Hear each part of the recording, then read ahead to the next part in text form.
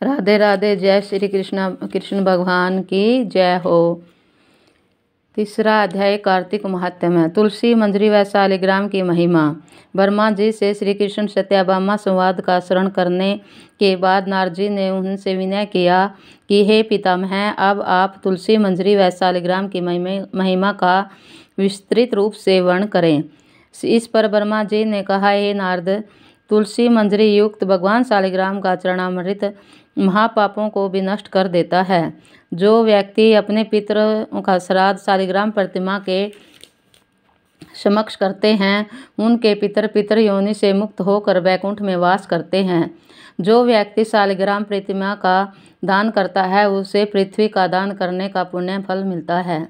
हे नारद, सुनो। पंचदेव उपासना में पांचों देवताओं का पूजन अलग अलग तरह के पुष्पों से करना चाहिए। अर्थात भगवान विष्णु का पूजन केतकी के पुष्पों से, शिव का पूजन विल्व पत्रों से, सूर्य का पूजन लाल रंग के पुष्पों से, गणेश का पूजन धतूरे के पुष्पों से और शक्ति का पूजन रक्त पुष्पों से करना चाहिए। जो व्यक्ति भगवान विष्णु का पूजन कमल के पुष्पों से, लक्ष्मी का पूजन मालती व चंपा के पुष्पों से करता है, उसे वैकुंठ वास मिलता है।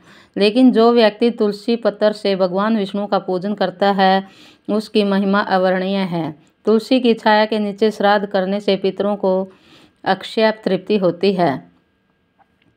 तुलसी के पौधे में जल सिंचना गंगा, यमुना, सरस्वती में स्नान करने के समान पुण्यप्रद है। जो व्यक्ति तुलसी की माला धारण किए हुए मृत्यु को प्राप्त होता है, वह वैकुंठ में वास करता है। हे नारद, कार्तिक मास में व्रती को चाहिए कि वह एकाग्र भाव से यथाविधि तुलसी का पूजन करें, प्रदक्षिणा परिक्रमा करके करबद्ध हो इस प्रकार प्रार्थना करे कि हे हरिप्रिय देव, तुम्हें देवताओं ने रचा है, मुनियों ने पूजन किया है, तुम मेरी मनोकामना पूर्ण करो।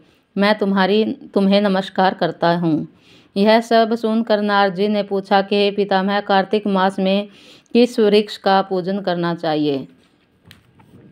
ब्रह्मा जी ने उत्तर देते हुए कहा कि हे नारद, दात्री आंवले के पुष्पों पत्रों से भी भगवान विष्णु का इस मास में पूजन करना चाहिए। आंवले के वृक्ष के नीचे बैठकर भगवान का पूजन करने वाले का क्षण के सम आंवले की प्राप्ति होती है। लेकिन द्वादशी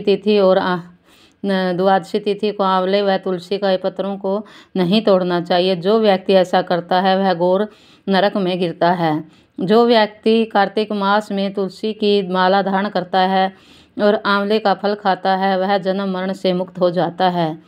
कार्तिक मास में व्रती को चाहिए कि वह ब्राह्मणों का सम्मानपूर्वक भोजन, चंदन पुष्प दक्षिणा देकर संतुष्ट करे, स्वयं पूरे मास भूमि पर शयन करे, ब्रह्मचर्य की पूरी तरह पालन करे, पत्तल में भोजन करे और भगवान का गुणगान करके मौन व्रत धारण करे। ऐसा करने वाला व्यक्ति तेजस्वी शूरवीर बनता है। जो आंवले के वृक्ष के नीचे बैठकर केवल दिन में भोजन करता है, उसके वर्ष भर में किए गए सभी पाप नष्ट हो जाते हैं। व्रती को भूलवश भी तामसी भोजन नहीं करना चाहिए और न ही देवता, वेदों, गौ, ब्राह्मणों की निंदा करनी चाहिए।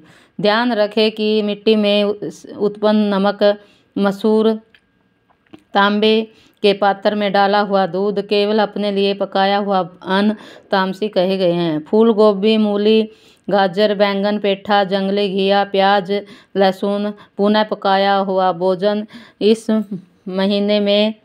मास में नहीं खाना चाहिए।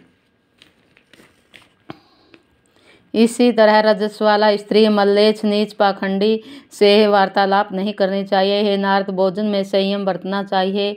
भोजन इस नियम से करना चाहिए: प्रतिपदा को पेठा, द्वितीया को बैंगन, तृतीया को गोभी, चतुर्थी को मूली, पंचमी को विल्व पत्र, षष्ठी को तरबूज, सप्तमी को आंवला, अष्टमी को नारियल, नवमी को जंगली घिया, दसवीं को परमल, एकादशी को बेर, द्वादशी को मसूर, त्रयोदशी को पान, चतुर्थी, अमावस्या व पूर्णमासी को साग का सेवन नहीं करना चाहिए।